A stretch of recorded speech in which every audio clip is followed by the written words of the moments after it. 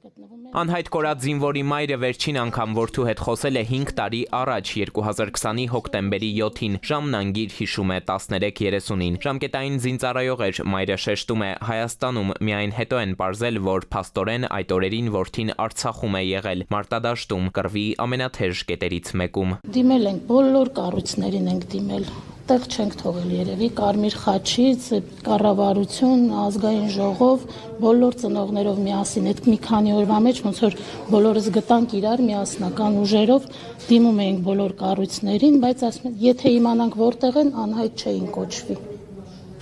Այդ նրանց տված պատասխանը։ Գտնվելու վայրն անհայտ համարվող զինծառայողների համախմբված ծնողները պնդում են, իրենց խնդիրներն այդպես էլ լուծում չեն ստանում։ Այստեղ Մարդու իրավունքների եվրոպական դատարանում հայ գերիների շահերի ներկայացուցիչն ընդգծում է, ռազմագերիների չլուծված խնդրի կողքին անհայտ կորածների հարցը բազմաշերտ է, չենք կարող հայրենիք վերադարձնել, քանի դեռ պետությունը չի պարզել անգամ նրանց ճակատագիրը։ Ցավոք սրտի անհայտ կորած անձանց վերջին հայտնի գտնվելու վայրերը այս պահին գտնվում են ադրբեջանական վերահսկողության ներքո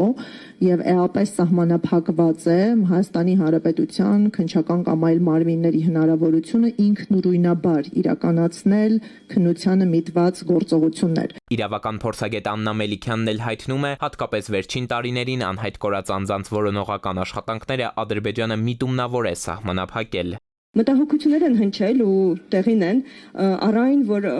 այդ տարածքներում, այսինքն Լեռնային Ղարաբաղի տարածքներում եւ դրանց շուրջ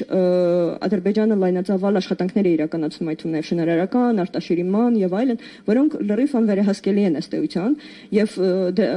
դրա շուրջ ունենք մտահոգություններ առայն, որ անգամ եթե հայտնաբերվեն որևէ տվյալներ, այդ թվում աճումներ եւ այլն,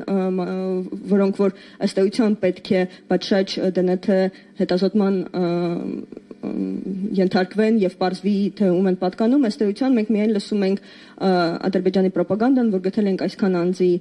մասունք, որոնք որ հաստատ Խոջալույի զոհերն են եւ այլն, բայց երբեք մենք վստահ չենք կարող լինել թե ում են պատկանում։ Միջազգային խնդիրներից զատ Սիրանուշ Սահակյանն առանձնացնում է նաեւ մեր պետության ներսում առկա խնդիրները, իրավապաշտպանի գնահատմամբ այն, որ գտնվելու վայրն անհայտ համարվող մարդկանց իրավական կարգավիճակը հստակեցված չէ, այդ թվում թե ինչ սոցիալ-հոգեբանական աջակցություն պետք է ցուցաբերի պետությունը նրանց հարազատներին, նշանակում է համակարգված չէ քաղաքականությունը։ Հայաստանի ներկա օրենսդրությունը ունի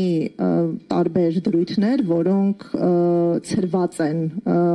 տարբեր օրենքներում, իրավունքի ճյուղերում, կան բազմաթիվ պատասխանատուներ, սակայն ձևավորված չէ կենտրոնական մարմին, ում պատասխանատվության եւ համակարգման ներքո այս խնդիրները պետք է լուծում ստանան։ Անհայտ կորած անձանց հայտնաբերելու գործում յուրաքանչյուր օրն աշխատում է մեր դեմ, փաստեր են վերանում, բանաձևում են մասնագետներն ու հիշեցնում, վերջերս հասարակաքաղաքական քննարկումներում էր թեզ շրջանառվում, թե հիմա արդեն 90-ականներից անհայտ կորած անձանց հարցն արդիական չէ, տևական ժամանակ է անցել, գտնելու վայրը պարզել այլևս հնարավոր չէ։ Իրավապաշտպանները հարցնում են, իսկ ինչ ենք արել 44 օրյայից հետո, արդեն 5 տարի։ Էդվարդ Պողոսյան, ժամը լրատվական։